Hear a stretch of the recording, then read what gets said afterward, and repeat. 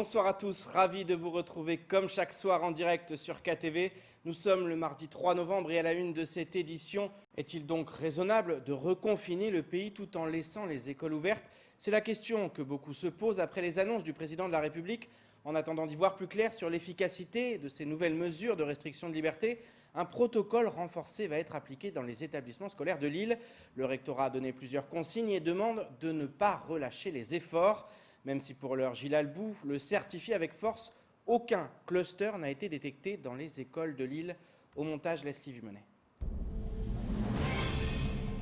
À Mayotte, 1 500 000 masques ont été distribués ou commandés depuis le début de l'épidémie. Avec le renforcement des mesures sanitaires, les enfants de moins de 11 ans doivent désormais porter un masque à l'école. Le rectorat va ainsi distribuer 50 000 masques infantiles, jetables ou lessivables. Niveau 2, ça veut dire effectivement qu'on a renforcé certaines préconisations qui valaient depuis la rentrée d'août pour nous. Petite nouveauté aussi, le port du masque est maintenant préconisé pour tous les enfants à partir de 6 ans. Donc pour cette dernière mesure, évidemment, on déploie de notre côté tout ce qu'il faut pour que cette disposition soit mise en place progressivement, évidemment, dans la semaine, parce que toutes les familles n'étaient pas préparées, parce que aussi il faut apprendre à porter le masque. On voit que c'est plus compliqué pour les petits de garder le masque toute la journée, de ne pas jouer avec, etc. Et puis de notre côté aussi, on a distribué dans les circonscriptions et ensuite dans les écoles des masques pour faire face aux oublis des uns et puis aux difficultés pour les autres à fournir des masques à tous les enfants. Ce matin, Gilles Albou a souhaité mettre les points sur les i concernant les rumeurs de clusters dans l'éducation nationale. Selon lui, jusqu'à présent, aucun cluster n'a été recensé dans les établissements scolaires de Lille. Si des élèves et des professeurs ont bien été porteurs du virus, ils auraient tous été contaminés à l'extérieur des écoles. Je vous demanderai à l'ARS et à Santé publique France sur l'océan Indien ce qu'il en est. Mais pour l'instant, c'est la réalité. On peut évidemment s'en réjouir, mais on reste vigilant parce que ça pourrait arriver aussi à Mayotte qu'on ait des clusters dans les établissements. Pour l'instant, on n'en a pas. Et personne ne peut aujourd'hui dire le contraire. On est vraiment très surveillé par l'ARS, vu la taille de nos établissements, vu aussi le public. Qui, comme vous l'avez dit, parfois, on va dire, a du mal à se procurer des masques, vu aussi, et ça nous a été rappelé parfois aussi les conditions d'hygiène. Donc on a rappelé aussi la nécessité de bien nettoyer quotidiennement toutes les écoles. Si pour l'heure, les écoles de Lille ont été relativement épargnées, le recteur souhaite poursuivre et accentuer les efforts de manière à ce que l'école reste un lieu plus sûr qu'à l'extérieur. Qui dit lavage des mains dit qu'il faut du savon, il faut des solutions hydroalcooliques quand on n'a pas de savon. Donc là aussi, si on voit qu'il va y avoir une pénurie, il faut nous alerter en avance.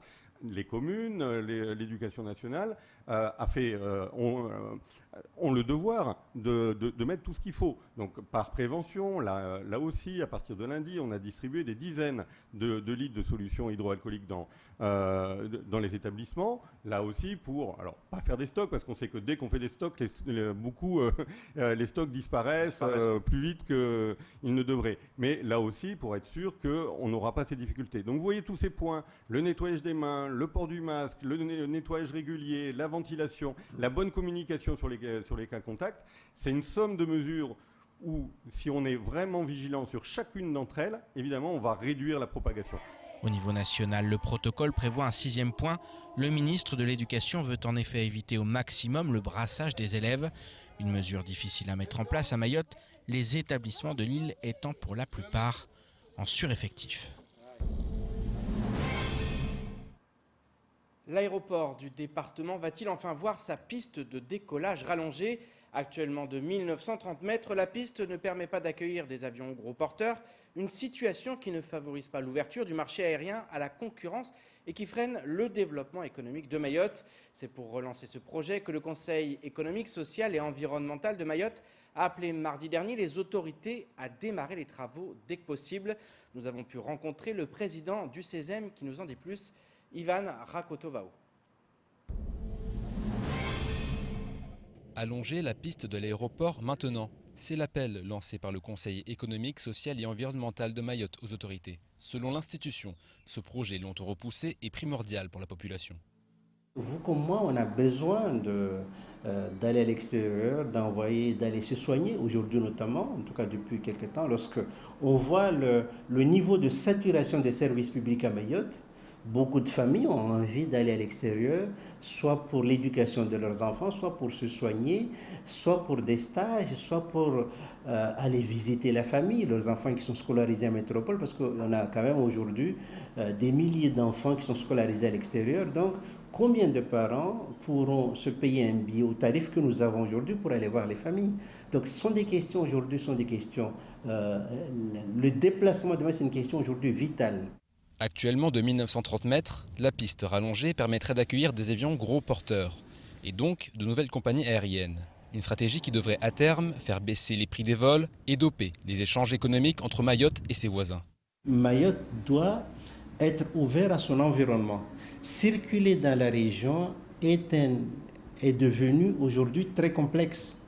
Parce que si on veut commercer avec les pays de la zone, il n'y a qu'un aéroport permettant d'accueillir des gros porteurs, en tout cas permettant d'accueillir des gros porteurs, qui permettra à Mayotte de commercer davantage vers la côte est africaine, vers Madagascar, vers les Seychelles, vers Maurice. C'est là où il y a les activités économiques, les points qui concentrent le plus d'activités économiques.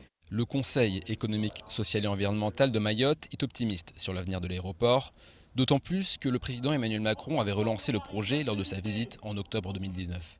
On ne peut qu'être confiant parce que c'est la parole du président de la République. Il n'y a aucune raison que nous doutions de la capacité de l'État à réaliser cet aéroport dans les délais impartis, surtout quand ça vient de la plus haute autorité de l'État.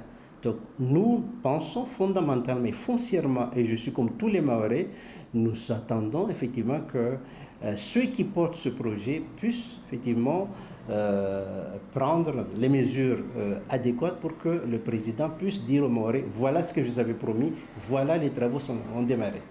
Afin de lancer les travaux plus vite, le Conseil appelle à la mobilisation des décideurs publics et à la vigilance des forces vives du territoire. Un mot de sport dans votre 19h. Une délégation de handball est actuellement à Mayotte pour promouvoir le sport d'excellence. En effet, l'île possède des talents innés dans tous les sports, y compris le handball. Néanmoins, nous manquons d'infrastructures, de formateurs et d'encadrement pour permettre à des jeunes d'atteindre le très haut niveau. Je vous propose d'écouter Pablo Morel, membre de cette délégation, qui nous parle des moyens qui peuvent être mis en place pour pallier les manques.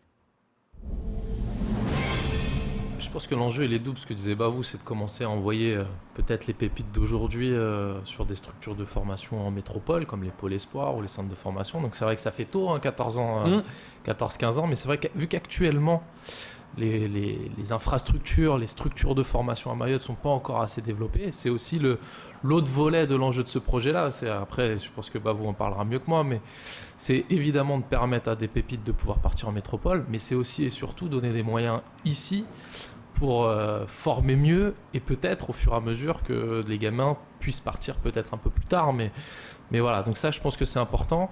Les moyens, on l'a vu qu'il y a encore du travail sur les infrastructures notamment, sur la formation des entraîneurs. Mais en tout cas ça reste à mon avis possible parce qu'il y a une véritable volonté de tous, que ce soit politique ou des jeunes ici. Donc moi j'ai envie d'y croire en tout cas, j'ai envie d'y croire. Bon.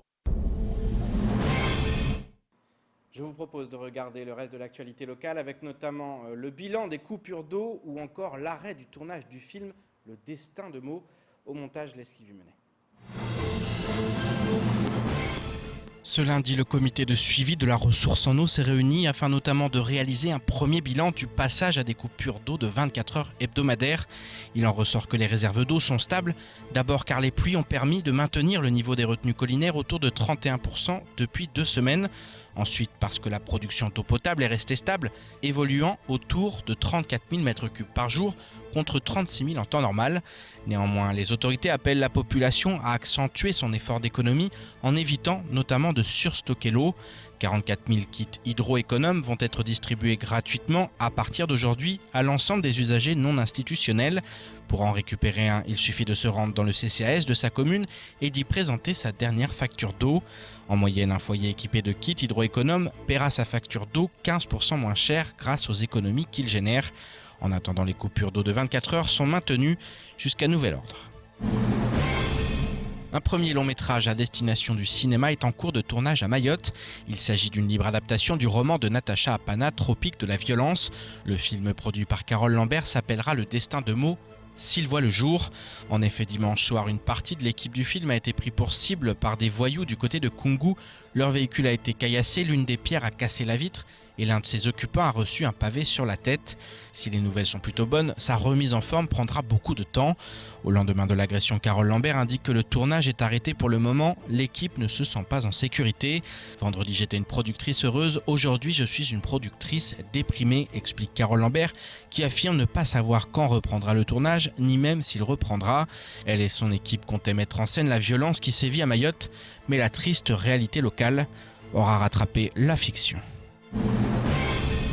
Mayotte est loin d'en avoir fini avec l'épidémie de Covid-19. 163 nouveaux cas ont ainsi été enregistrés entre le 24 et le 30 octobre. Le taux d'incidence continue de progresser pour atteindre 58,3 pour 100 000 habitants. Le taux de positivité est de 12,3%, tandis que 11 clusters sont actifs.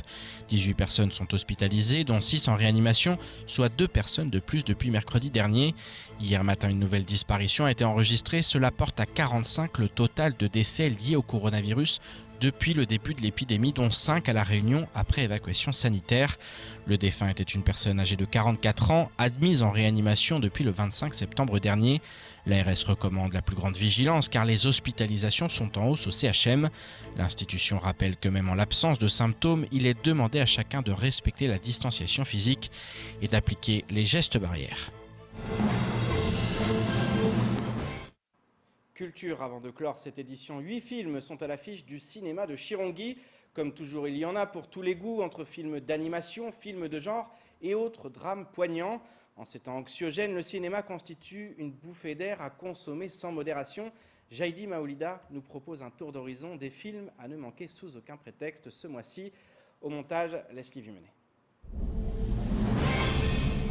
Cette semaine, au cinéma Aben Madi Doudou de Chirongui, 8 films à l'affiche pour les jeunes et moins jeunes. 2 films d'animation seront projetés. Petit Vampire, ou l'histoire d'une amitié naissante entre un vampire et un jeune orphelin. Un joyeux petit récit que l'affreux Guibou se fera un malin plaisir à mettre fin. Autre film, Les Trolls 2, tournée mondiale, qui verra Poppy et Branch, accompagnés de leurs amis, essayer d'arrêter Reine Barbe qui veut faire du rock l'unique genre musical en détruisant tous les autres pour une aventure qui risque d'être électrique. Dans un genre plus sérieux, Eric Barbier met en récit la guerre civile au Rwanda entre les Hutus et les Tutsis dans Petit Pays. Un film poignant qui voit s'envoler l'innocence des enfants face à la guerre ethnique qui éclate. Parti ensuite à la découverte des Maravillas de Mali dans Africa Mia, qui retrace le parcours du premier groupe afro-cubain de l'histoire. 30 jours max, c'est le titre de film qui mettra en scène Tariq Boudaoui, qui se verra incarner un policier prêt à tout pour coincer un caïd et tout ça en 30 jours, soit le temps qu'il lui reste à vivre. Mais aussi Drunk, qui fait partie de la sélection officielle du Festival de Cannes et qui voit un groupe d'amis s'essayer à l'alcool dans un contexte où le corps humain a justement un déficit de taux d'alcool dans le sang. Toute la programmation est disponible sur le site internet du cinéma de Chirongui pour une série de films variés à consommer sans modération.